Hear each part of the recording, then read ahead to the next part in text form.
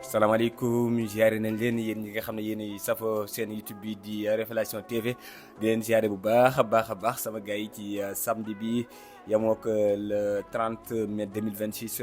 ñëw toujours donc ci vidéo conférence de presse yi nga xam ne moom la ñu jagleel finalu Ligue des Champions bi di ñaan rek bu fekkee ne abonné go nga daal di abonné bu fekkee ne nag da ngeen a soxla ay information donc yu wow kong en temps réel ci wàllu mercato bi ci côté Arsenal ci côté Paris Saint-Germain da ngeen di dem ci chaîne bi di Rewmi Sport. tey nag ñu fas yéene jukki li gën a fës ci conférence de presse bu kii di Mikel Arteta comme niñ ci dikke woon ak yéen démb ci conférence de presse bu kii di Luis Enrique di tàggat équipe bi di Paris Saint-Germain avant la finale bi nga xam ne mi ngi war a commencer à partir de 16h. Premièrement Mikel Arteta dikk na ci l'homme du PSG muy kii di Luis Enrique ça veut dire que diggante moom ak Luis Enrique xam nga ñoom ñaar dafa am luñ bokk nag premièrement mooy ay doomu Espagne lañ ñaareel bi mooy ñoom ñaar. aw nañ ci club bi ñu tuddee Barcelone donc loolu moom moo tax ñoom ñaar dafa am ay liens yu particuliers yoo xam ne aw nañu quoi moo tax sax Mikel Arteta wax ne xamoon naa ko jamono ba nga xam ne amoon naa fukki at ak juróom-benn foofu nga xam ne mooy ci biir FC Barcelone. léegi nag non seulement wax na ci qualité technique yi mais fàttewul aussi personnalité bi nekk ak leadership bi nekk Luis Enrique moom di kii di Arteta mu ne quand on regarde sa carrière bu ñu xoolee jaar-jaaru kii di Luis Enrique il ne s'agit pas seulement de l'entraîneur et de l'aspect tactique de ça il s'agit aussi de qui est en tant que personne mu ne boo xoolee jaar-jaaram da nga xam ne kii du li mu am ni nekk entraîneur rek war a am ay tactique rek moo ko indi fii mu nekk mais da ngay xool li mu am ni nit ki mu doon moo tax mu doon mu am ko ça veut dire que réussite gi mu am ca Barcelone ca Espagne ba ci Paris Saint-Germain loolu du dafa mën a tàggat wala dafa am ay tactique mais moom ci boppam moo mel noonu moom kii di Luis Enrique de l'aura donc qu'il dégage waaye tamit li nga xam ne moom lay dégager ci charisme ci boo ko gisee rek xam ne kii dafa am xam-xam donc foofu toujours mi ngi continuer di tagg kii di Luis Enrique de la manière dont il sert donc les différentes donc situations mais aussi tamit jafe-jafe bu mënti taxaw ci kanam anam gi nga xam noonu lay def pour lijjanti ko loolu aussi amul kenn koo xamante ni ku mel ne moom la je pense qu'il est unique à cet écart amul ku mel ne moom ci li nga xam ne moom mooy ci wàllu loolu nee na la façon dont donc il transmet donc son message et la force avec laquelle il croit donc en ses idées mu ne anam gi nga xam ne noonu lay jëlee li mu bëgg équipe am def ko mu fexe ba jàllale message boobu noonu ci moom Luis Enrique ñu mel na moom yombul gars yi wax na lu jafe ci coach maanaam coach su parfois mu ñëw ne lii laa bëgg mais fexe ba jël loolu def ko ci joueurs yi defal lu ko dafa jafe donc moom Luis Enrique bu ñëwee day gëm ne li mu bëgg dina ko def ci joueurs yi te joueurs yi dinañ ko defal loolu aussi amul ku ci mel ne moom peu importe les opinions extérieures gis nga su indee ay idées maanaam ne moom lii la bëgg ak coow yi lu muy mën a bëri ci presse bi ci fans yi teewul moom li mu bëgg da koy def ça veut dire que moom amul kenn ku ko mën a perturber ci côté yooyu noonu donc loolu nag mooy lan véritable force loolu nag dafa bokk ci li nga xam ne moom may doole Luis Enrique muy que moom bu xasee ba am ab idée amul kenn ku ko ci mën a dëre il défend toujours ce que en il croit maanaam moom lépp loo xamante si ni gëm na ko rek moom da koy défendre amul ne moom day gëm ne match bii nii dañ ko war a défendre gars yi ne ñëw ne dañuy attaquer mu bàyyi défendre ba dem di ko attaquer déedéet moom su gëmee dara rek donc moom da koy yaakaar c'est parce que c'est un super pouvoir donc loolu maanaam nekkut loo xam ne lu tuuti la ku ko am ku nekk dafa am foo xamante ne moom nga yóbbu affaire bi kon yaakaar naa ne rendre na hommage Luis Enrique ci par rapport ak la façon bi nga xam ne moom lay doxalee Semza donc Semza c'est que Mikel Arteta a fait muy parfois wax ñu kan mooy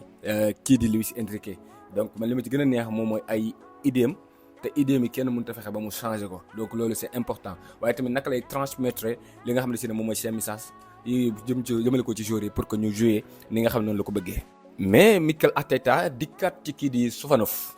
xam ngeen ne gardien de but bu Paris dafay jouer rôle bu rëy ci match Paris buy gagné ay match xëy na dañuy dégg parfois ñu naan Dembélé ñu naan ay Kvaratskhelia mais Sofanov da ciy jouer rôle bu rëy mooy non seulement day def ay arrêt mais relance yi muy def moo xam avec le pied wala ak loxoom donc dafay bëri rôle bu muy jouer ak sortie yi nga xam ne moom lay faral di def bu gars yi di dóor ay corner rek yooyu laaj nañ ko kii di Mikel Arteta mu ne Paris Saint-Germain lu ñu préparé rek nañ xam ne ñun xam nañ ko ba pare moo tax tey gars yi da ngeen gis un match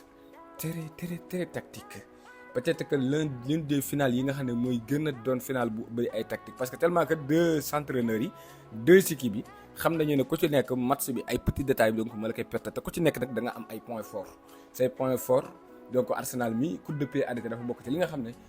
seen man-man la. Luis Enrique xawoon ci faible ci at yi ñu génn rawatina ba fi Donnarumma nekkee mais depuis que Sofanov dikk ci côté boobu ñoom dañ ci amélioré bu baax a baax moo tax donc ku ci nekk dina bëgg a tromper sa morom donc tey jii nii pour mën a aw ci kawam. Mikel Arteta nag nee na tey jii Luis Enrique fu mu fël dina ma fa fekk ndaxte préparé naa lépp ci ñoom analyser naa ni ma leen analyser démb répondre na kon kii di Luis Enrique ndaxte Enrique démb dana woon amoon nañ maximum de temps maanaam ñu soxla woon ci temps lépp amoon nañ ko pour jàngat en profondeur équipe bi di Arsenal. Mikel Arteta dikkat ci possibilité bi am Arsenal gagné ñaari coupe après bi mu gagné Première Ligue bi mën a remporter lii di Ligue des Champions bi dikkat na ci mu ne c'est incroyable donc d'avoir une chance de réaliser le doublé mu ne lu rëy la ci man ma am lii di chance pour mën a gagné ñaari coupe ginnaaw ba ma gagné Première Ligue bi teg ci Ligue des Champions bi. La préparation s'est vraiment bien passée maanaam wàccaay bi ñu waajalu équipe bii di Paris Saint-Germain pour dem ci seen kaw vraiment mucc na ayib te nañ ko bëggee woon defe nañ ko ko.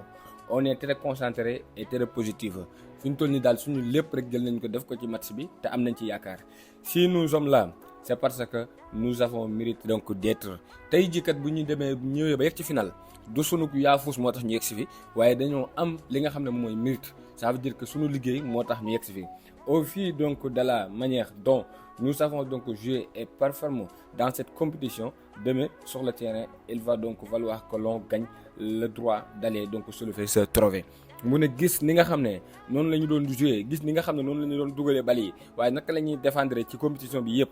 tey jii kat ci sunu final bi dañoo war a dem dugg ci terrain bi wane ci ñu njàmbaate ne ñun mën nañoo gagner li nga xam ne si moom mooy Ligue des Champions bi. dikkat ci Mikel Arteta daaw dañ ko éliminer kan moo ko éliminer Paris ñu laaj ko ci l'élimination l'année dernière nous en avons tiré des leçons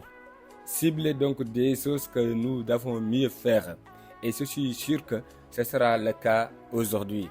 mu ne d'accord daaw dóor nañu waaye dóor bi ñu dóor dafa am luñ ci jàngat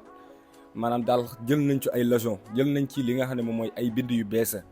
waaye tamit ciblé maanaam teg baaraam ci yi nga xamante si nii xam nañu ne war nañ kaa gën a yokk pour mën a daan équipe bi di Paris Saint-Germain te gëm naa ne tey jii nii la nga xam ne jàngat nañ ko dinañ ci dem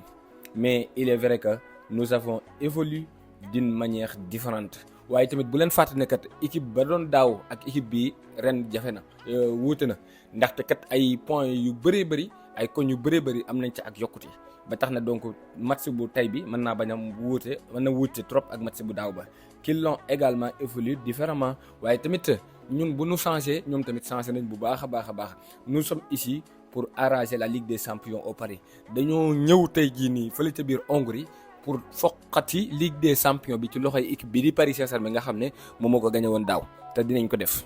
Remporter la Ligue des Champions serait quelque chose de totalement nouveau pour nous bu ñu gagné Ligue des Champions bii day doon loo xam ne lu bees la su ñun ndaxte mosuñu am li nga xam ne mooy Ligue des Champions. Nous savons à quel point il est difficile d'écrire une nouvelle page d'histoire dans un club comme Arsenal xam ngeen bu baax a baax ne yombul ab génération ñëw def lu bees lu musta am Arsenal daanaka lépp mas na faa am ba mu des lii la victoire est notre objectif am ndam tey jii nii mooy suñu yitte et c'est pour cela que nous sommes tous excités et que nous voulons concrétiser ce rêve loolu moom moo tax jamono jii ñu yàkkamti final bi waaye la nga xam ne moo yàgg doon suñu gént tey jii ne ñoo bëgg mu am muy remporter li nga xam ne moom mooy Ligue des Champions bi pour la première fois ci histoire Arsenal gagné Ligue des Champions comme que nag Arsenal seen passe yëpp daanaka ubbi nañ ko ba pare ñun dañoo bëgg nag ubbi passe boo xam ne kenn mësu ko ubbi ci Arsenal muy indi fi lii di Ligue des Champions. Mikel Arteta dikkat ci ndam li Arsenal am ci Première Ligue bi remporter la Première Ligue c'est une chose formidable gagner lii di Première Ligue lu rëy la ci ñun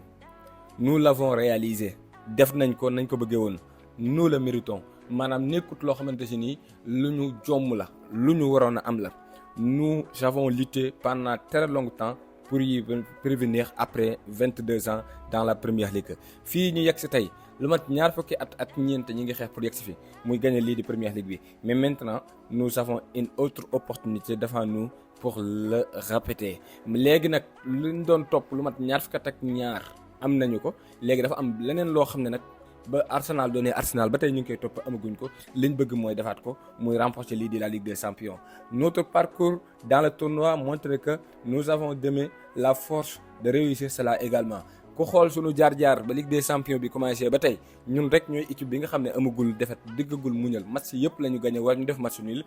loolu day wane ne tey jii nii fële ci biir